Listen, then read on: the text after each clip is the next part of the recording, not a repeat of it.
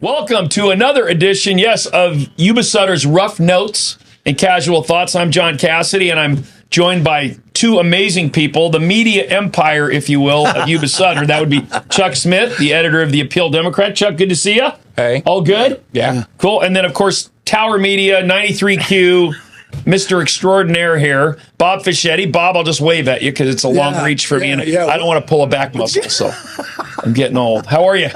I'm doing good. I'm excited about these, even though I had to listen to the last one to find out there was a history of this. I didn't know. You guys know that stuff, right? And I'm like, we brought you in from left field out. Well, you're kind of near Bryant Field, so out of left field and Bryant Field there, we kind of brought you into the mix here. So, yeah. Yeah, but I like it. So we already talked about everything we're going to talk about, so we want to thank everybody before the show for watching. Chuck was getting a little nervous that we would run out of things to talk about. Which, well, it's all that passion. Yeah. Yeah. So the concept is rough notes and casual thoughts, stealing from the Appeal Democrat and Mr. Chuck Smith here every Saturday. Every Saturday, the column in there is pretty outstanding. Kind of the old Herb Cain. I threw that out, but we didn't get into the Herb Cain history, chronicle, legend, and examiner legend. I'll talk about that, Chuck, because that was a huge column from all of Northern California. So, he kind of perfected what newspapers have been doing for a long time, gathering little tidbits. They've all come under different names, but little tidbits, and you put them kind of in an order. If you would go back to the papers here in 1850, 51, and beyond, sometimes you only had a little bit of information. Right. So Herb Cain took that and made it very entertaining. Of course, different writers have different skills. Yep. And Herb, a Sacramento native, by the way. He was, yeah. Which I didn't realize, but I did after our conversation last week. I did look that up in connection to the whole. Now, this won't happen to any of us, even though we do have the Brick as. I want to thank Kim Mata and the Brick Coffee House for being a sponsor here. We got to go get our coffee after the show, but I'm in. I'll tell you one thing that worked out for Herb Cain and won't work out for us. They'll probably charge us double, but I don't think the last 40 years of his career he ever bought a drink or a meal or had to at a San Francisco restaurant or bar. Oh, because everybody knew him, so he. Well, if you walked in your bar or your restaurant and you wanted to be in his column, a mention, in those days you could do that stuff. He got a few free meals and drinks. Like he used to hang out at my uncle's bar, the Dover Club out in the Mission District. He would come in there and every once in a while he'd throw a little story, little couple of sentences about what's going on at the Dover Club today. So his column probably started out relying on his own footwork, but ultimately he had staff. Oh yeah, and people from all over Northern California would mail him column ideas. Yep. In fact, so he had this thing where he would talk about people's names related to their profession. Dr. Payne is a dentist, or So people would be sending those things all the time. Did he get free dental work too? I have no idea. But he also, I remember he took on Chico. He did. He talked about how they what is that Kraft?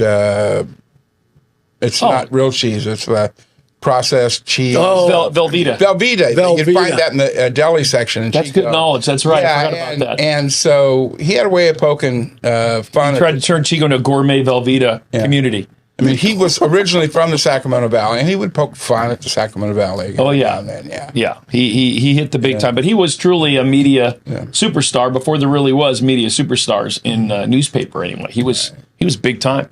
Anyway, rough notes and casual thoughts right here locally. A lot of stuff going on. You guys are covering a ton of stuff in the paper. Well, we're trying. We have a small staff. I met your publisher. We had breakfast the other day. Yeah. Stefan, what a good dude. Yeah. Yeah. No, and he's trying to get the most out of us. Again, we're small staff newspapers these days. So that was when you said you were short staffed, I was going to ask, what's the average height? You knew I was going there. Oh, yeah. All good stuff. By default, you would go there. Yes. I couldn't resist it. I mean, the mind just goes wherever it wants to. Absolutely. You have to catch up. I wanted to just one more thing about Herb Cain and anybody who tries to write a column like that. Again, a lot of that depends on submissions. Right. Mm-hmm. Submissions. I know that Warren Thornton, who did it for 25 years, relied on his reporters. Here at the Appeal. Yeah.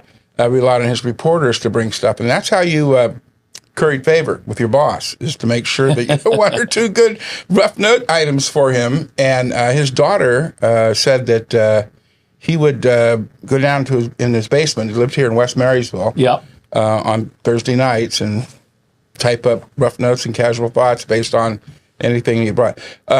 This is my way of saying, if you have any ideas for rough notes and casual thoughts, just I was going to ask you that, Chuck Smith. Yeah. In terms of submitting things, because I see that once in a while. You'll have somebody like letters to the editor. Mm-hmm. Somebody will decide I'm going to write a letter. Mm-hmm. But are there other options? If somebody just wrote an article, they're out there, a kid in high school, can they submit to the Appeal Democrat? Hey, I just wrote this article. What do Sure. Is that possible? Yeah. On our website, there is a place where you could submit news items, essentially. Wow. Yeah. And at the Appeal Democrat. So, story ideas. I should use another name. Something like that. If he sees fish on there, it's like, yeah. Read that. Yeah, use some other name. Use Stacy's name or something. That'll be good. One thing that has happened recently is that we've added on Saturdays, in addition to rough notes and casual thoughts, there are space for of two writers, Russ Brown, who was the public information officer for Yuba County. My old neighbor lived across the street. Yeah, well, in Yuba City. He lived in Yuba City. Yeah. Yeah. So great family. He writes a column called From Both Sides. Yep. Which we used to laugh when I was the public information officer in Sutter County, living in Yuba County. He was the Yuba County public information officer living in Sutter County. We talked about that whole connection, and he plays on that. And then that's every other Saturday. The other Saturday is shared by Cynthia Fontaine, who lives in West Marysville in Julia Morgan home. Yep. And who was in the travel industry for years in New York, fell in love with Julia Morgan and found a home and moved to Marysville. And she was writing a column previously, and we brought her back. And Julia Morgan homes are legendary. Especially Julia Morgan's the only woman in the American Architects Hall of Fame. Right. Out of San Francisco originally. Yeah. And brought here by Phoebe Wright. Right. Yeah. Amazing. Some of the architecture she came up. Who designed? She actually designed the auditorium that the Beach Boys played in here. Correct. That's no longer standing. Right. Yes. One of their first trips out of the LA basin. Hey, a couple of things to throw out too. I tried this week, and you've had it. I think you've had it. Bear Creek Artisan Sourdough. Kelly Trudell, your co-host. Man. Have you had her bread? Yes. Oh, yes. My word. Sourdough? It's real. It's off the chart. If you can get it, because once it arrives at either New Earth Market or over at the Brick Coffee or wherever else she delivers the bread for sale in public, boom. But you can email her, or you can find her, Bear Creek Artisan Sourdough, Kelly Trudell, and you can order your bread and you can pick it up at her bakery and too. Just so people, it's amazing. Just so people know, I really keep pushing her. Get her bakery, right? Because she does it all in her home. She has there's a special license where you can do. They got a kitchen, special kitchen. Yeah, and special oven, the whole thing, right? But I told her that. But we're getting ready to have our fundraiser. She's making the bread for that. Oh. For the spaghetti. It's worth the price of admission alone. In fact, I got to get my tickets today. I'll I was going to talk to you about that. I haven't had time. So you talk about your fundraiser real quick, because that's a great event coming up Friday night and then Saturday. Yeah. So Friday night's going to be fun because it'll be basically spaghetti with Fischetti. And that's the 21st. 21st. Right? Yeah. And it's at the Brick, the ones who sponsor this. And we just do old style, one table. You know how normally they say if it's a fundraiser, you can buy a table. Well, you'd have to buy this whole table. Yeah. So it's family style. I just talked to Ray Bennett, who's going to be doing the singing, and I asked him, so he's doing New York. I did it my way. Hold on, slow down here. He's doing that's Ray, our man Ray. Yeah. He is amazing talent. Yeah. You know, he played with Hootie in college. Yeah. He played with Darius Rucker. And so Ray Allen is as talented as they come. So he's all excited. He's got this young keyboardist that is super good. And he's got a special for those that come. I'm not going to tell you what it is, but his last song in his show is a kicker. And so he's going to do that. But he also did some Dean Martin just for me. I love it. I'm fired up. That's going to be fun. Yeah. Homemade spaghetti sauce, the whole 9 yards. And people can, that's the thing, if you make spaghetti sauce, we're going to give a prize to the best spaghetti sauce. And you said I can't bring my salsa and substitute it, right? That ain't going to work. You know, I had John Nicoletti in here yesterday. Yeah. You know, and he was talking about different sauces. Yeah. He did not mention salsa as Italian. Got it. Okay. I don't want to make Nicoletti mad. For sure. So I understand that what you're going to do then is take all the sauces that people bring in, put it in a giant pot, and then we're going to erect one of those devices where you sit above the pot and you throw the ball and knock fish into the pot. Oh, that would be good. People would pay big money for that. I mean, big money for that. We're not doing that. Yeah, well, that's big money. So, you know what else is going on this weekend in San Francisco, which isn't far from Marysville, is NBA All-Star Weekend, which has kind of become a little bit of a joke. The game's not serious anymore. Kind of like I heard they're talking about canceling. Yeah, there's all sorts of crazy stuff. But there are two folks. I'll mention one of them by name. The other I won't mention by name. But a former Yuba City PD officer is actually working a lot of the security for that event in the city. And I learned about some of the stuff. It's pretty intense what they've got going there.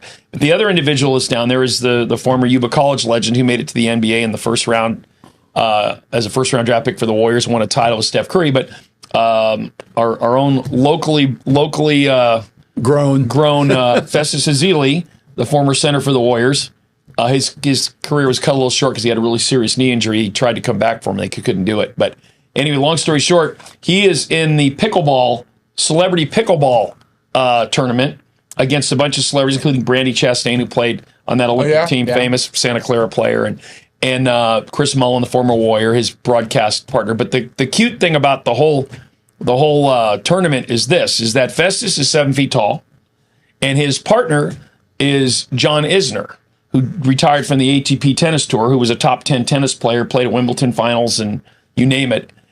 And he's 6'10". So if you're playing on one of those pickleball courts, which is about half the size of a tennis court, imagine trying to hit a pickleball past or by a 7-footer and a 6'10". You might hit him, but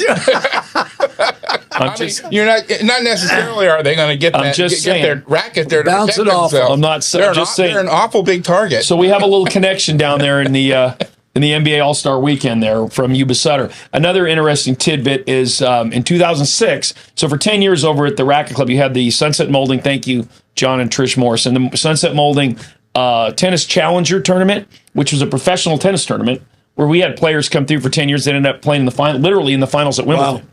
And anyway, long story short, John Isner, who's playing with Festus, his doubles partner on the ATP Tour was Sam Querrey, who won his first professional event and his first professional tournament ever. And I handed him the $2,500 championship check in 2006 at the Sunset Molding Clan Morrison tennis challenger we had here for 10 years. And that was in 2006. He beat Sam Warburg, a great player out of Stanford from Sacramento, in the final. In his first ever, he drove up in a Volkswagen bus. It was either pick Stanford USC on Friday or turn professional out of high school.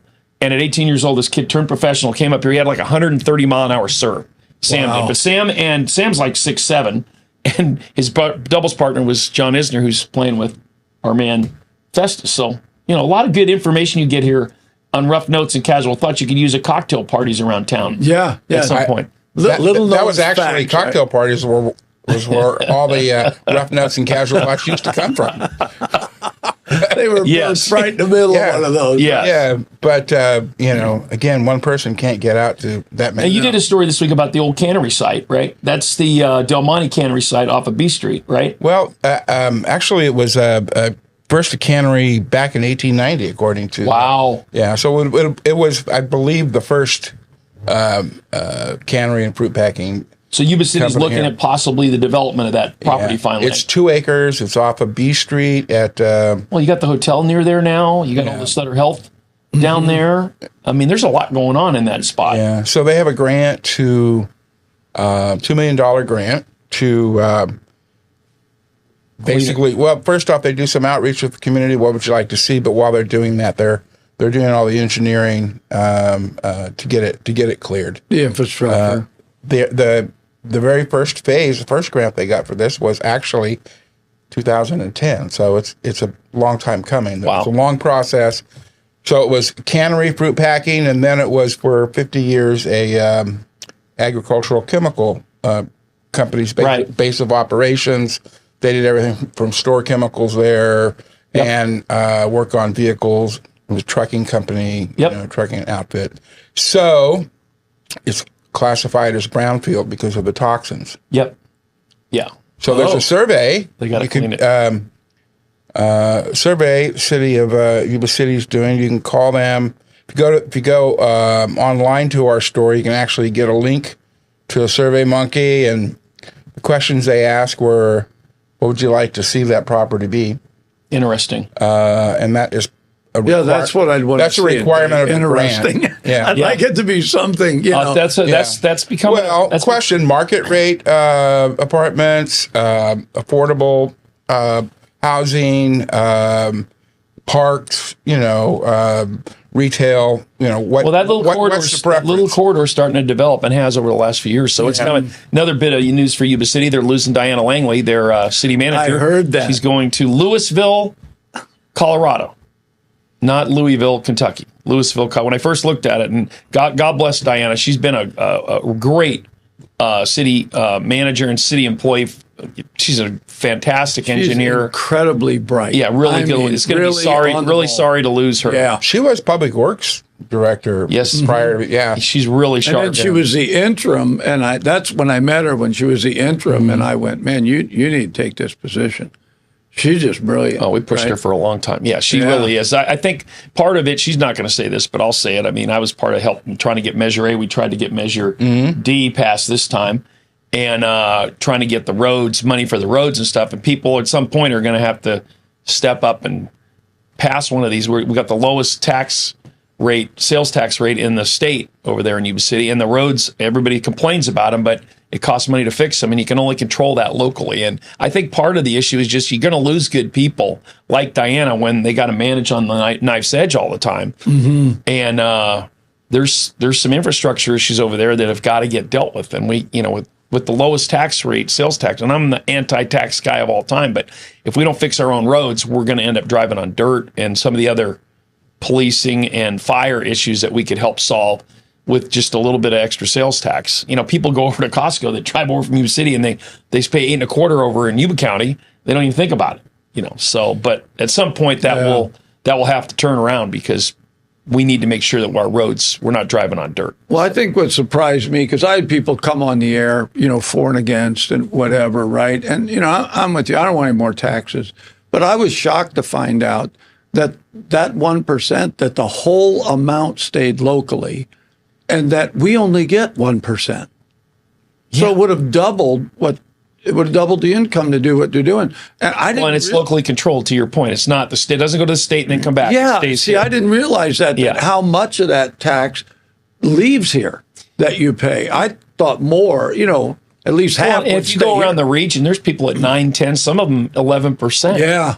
And your infrastructure is what you can control by doing that. I think Yuba City is going to come up with a plan and a way to communicate that. It's just one of those things that takes time. But those measures have been passing around the state because people are getting tired of driving on roads where the chuck holes are barely fixed. I mean, the bill over there just for the routine maintenance is staggering to keep the roads just at a fair level. And you get too far behind that curve and it gets ugly. Yeah, I told him, I had him in here, and I said, look, you need to think of alternatives. And I came up with the idea, is it cheaper to fix the roads or buy everybody new shocks? And they didn't think that was a good idea. They didn't think that was worth going after. I don't know why. It's a tremendous burden on local government. Oh, especially in rural communities where communities developed miles and miles away. and then you have all these roadways that people want to connect. Well, the reality is that Yuba City, just talking about Yuba City, I mean, it was built for about 9,000 people. There's 100,000 people running around when you take into account the county on those roads. And the grading is not made for that type of traffic. And so they break down faster. And now with the cost of goods and supplies and what it takes, it costs a phenomenal, you were at the county, it costs a phenomenal amount of money to just keep these roads, patched. Don't mind reconstructing them so they get built for the amount of traffic you have. So people will get educated over time on this, but it's a serious problem. I didn't mean to interrupt you. No. But I want to get back to we were talking about Yuba City's manager taking another position, and it led to this discussion. The whole concept, city managers and county administrators, they're at the will of the governing body, and they have to learn how to count to three, make sure they always have majority support, and it can be a pressure cooker for a lot of. Most don't hang around for a long time, and for the very reasons you cite, it can be very, very difficult to operate. Yeah, and when you're a good manager, and Diana was a great manager, as was Steve Krager before her. It's tough when you don't, there's so much, your hands are tied so much by the state and the feds and what you can do with the money that you even receive back through all the different mechanisms that they get their money, the city gets their money, and how they operate. It's a tough thing. And everybody who is elected as part of that governing body comes in with the idea, well, that doesn't make sense. Till they're there, and then they. It still might not make sense, but then they understand why that person I ran against and said, you didn't get it done, couldn't get it done. Yeah. Right? Yeah. It's like. There's no magic wand.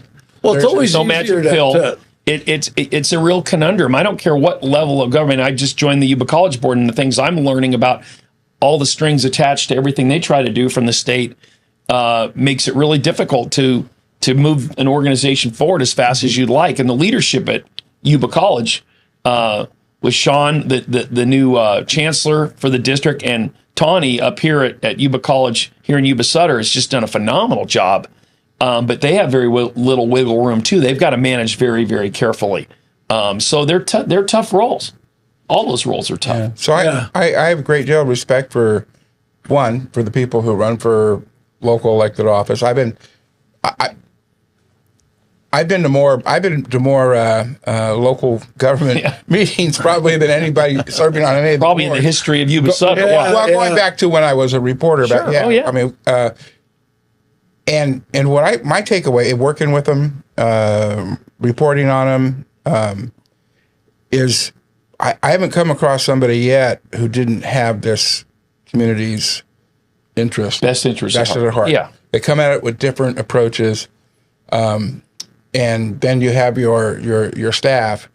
And having a good executive is critical. It's really critical. Someone that can sort through all the concerns, learn how to count to three. And move things forward even though it's tough. Yeah. So speaking of moving forward, you got that. Is that a bottle of water I see right there? It is. Now, water's been quite a topic lately in California. Well, that's why I have it hidden. I was afraid you were going to reach for it. Well, I might take it back up, to Shasta there just to add a little bit more to the lake that's 12 feet from the top right now. Sites Reservoir. That's been in the news lately, too. You've seen that a little bit. You guys have had a lot of stories about sites on and off the last 6 months, but with all the water gushing now out of the Sacramento River, in fact, downtown Redding, they've had to shut Park Marina up there. That whole downtown is just, they haven't had this level of water coming through. And I just drove over the bridge to do the show today, and you can see levee to levee, we've got water now in the Yuba Sutter Basin again, and out in Meridian, right? And the bypass is flowing. A lot of water. And that Sites Reservoir that has been approved, like in 1945 and never funded, out there just north of Colusa, Williams, in that area up there. I think it's a third the size. Check and correct me if I'm of Orville when it's built out. Is that right? About a third or half? I do not know the size of its footprint. I think it's a third to half the size of Orville. All I know is the idea is to tap into the Sacramento River when it's high and store it. Well, there was one article that said that they could have filled it in the last since 2013, they could have filled it with the overflow like 15 times. Well, so that's the thing. To have as additional. It's the storage, and that's why. That's the issue. Yeah, that's really the issue. And it's not that we don't have enough water, but if we do have a drought or an extended one, and you didn't store anything, you're done. And so the storage of the water has been an issue. Well, when did you say that was approved? 1945? And it's like, why isn't that done? The engineers knew they could see what the need was down the road, and it's never been funded. Even though we passed the bill 10 years ago, $7.4 billion for new water pipes to accelerate them. Nothing's happened. Nothing's been built. The last dam to be built in California was 1978. It was New Melones. Wow. And Temperance Flat and sites have been on the radar for too long and not been built. It is being pushed forward, though. What is? Sites. Oh, I know. Yeah. Oh, no. It's at an epic pace right now. But it should have been done a long time ago. But and then you need to touch on the Marysville Dam that never got built. Well, that's a because that was the last bucket in the chain. Well, that was going to be at Parks Bar. We're correct. And people may not know this. And that was, and actually that was an argument that was raging when I was a reporter in the 1970s, and there was a local opposition to it. I don't know what was happening at the federal level, but it was a dam that would have added additional flood risk reduction on the Yuba River. Correct. And but again, there was a lot of local opposition. Oh no, I'm not saying there's especially the property owners there. But that was my point. Was that was much like sites. That was decades ago designed as part of the dam chain from Orville, Bullards, all that to help manage. Same as Auburn Dam on the American River, right? Mm-hmm. Yeah. Even John Muir knew back in the 19th century that they were going to have to put dams on these rivers if people were going to live in the valley. Didn't want Sacramento to look like New Orleans did a few decades ago. I want to get back to the so we got about 5 minutes left. So the recent fire away. The recent high water on the Sacramento River. Yeah. And Sutter County Ops Emergency Manager Zach Hamill has a drone, little tool to play with now, and he's taken that drone out and is getting images of the Sacramento River and the bypass at various elevations as a planning tool. So it makes neat pictures, but it's really critical as a planning tool because they'll see a forecast of what the river rises are going to be, and then they can have these images. That's just what it's going to look. Okay. It's really important for there's a Lovey's Landing is a trailer park over there on the Sacramento River. Anytime the Sacramento River comes up, it floods their parking lot. They have trailers there. Well, if you go north from there all the way up to Reading, there's pockets like that. Yeah. So, Reading's, Shasta is going to get raised to 18 feet. Now, that's become a serious subject again. Mm-hmm. Congressman Lamalfa has obviously been pushing that, and so has James Gallagher for a long time. That's more storage. That's a 400-mile shoreline lake, and if you add 18 feet, you're adding a ton more storage. So there's obviously that's been in the news. They're going to be starting on the Bullard's Bar lower elevation release. Water release. Which is going to river's going to get higher. No. I'm talking about oh my goodness, when they release water from a dam. Oh, the spillway. Thank you. Spillway. Yes, the one that we saved in 17 in Orville. Thank you. Well, anyway, at Bullard's Bar, they're building a second. That's right. Yeah, at a lower elevation, so they can let water out earlier. Yeah, and that'll be important in their operation of their dam, combined with the Marysville Ring Levee project, which is getting close to completion. Well, I think my point was there's a lot of water in the news. Pay attention, people. It's going to affect us here. One more time, let people know how they can get tickets for the Spaghetti with Fischetti. They can go to 93qradio.com. Yep. Hit the donate button, and then it'll bring up a window, and that you can say, spaghetti, and then just tell us if you want 6 o'clock or 7:15 if you want a seat. And if you want to make a sauce, then put that in there. Got it. You hit that, and we'll get it in the office, and we'll go from there. I just want to add one note on the water. Besides storage, the thing about dams is that's hydropower. Yes. And there isn't anything cleaner. And so with recognizing that California has some issues with electric, right? What a great way to take care of the water and the electric, right? Simultaneously. More hydroelectric really, power, you can't complain about if you know you need it. And you have Dan Ostrander coming up on your show February 18th to talk post-prep. By the way, Dan built the last hydroelectric plant to go online in California, so you can ask him about that. Is that right? Yeah, Forks of Butte. Ask him about that. Keep finding out stuff about happy birthday, Mark Bertha, out at Hard Rock. Oh, yeah. And this weekend, Valentine's night is also at Hard Rock, is the Chamber's big annual gala. So good luck with everybody over there. Have a good time with that. Yep. And I think we've covered everything from San Francisco to Reading here today on the show, right? We got it covered? We did stay north of Sacramento. I'm proud of you guys. All right. Well, that's going to do it for this edition of Yuba Sutter's Rough Notes and Casual Thoughts. Bob Fischetti, thank you from 93Q. Chuck Smith, thank you from the Appeal Democrat. Give your wife a hug for me. Tell Linda I said hi. And that's going to do it. We will see you again next week right here on Yuba Sutter's Rough Notes and Casual Thoughts.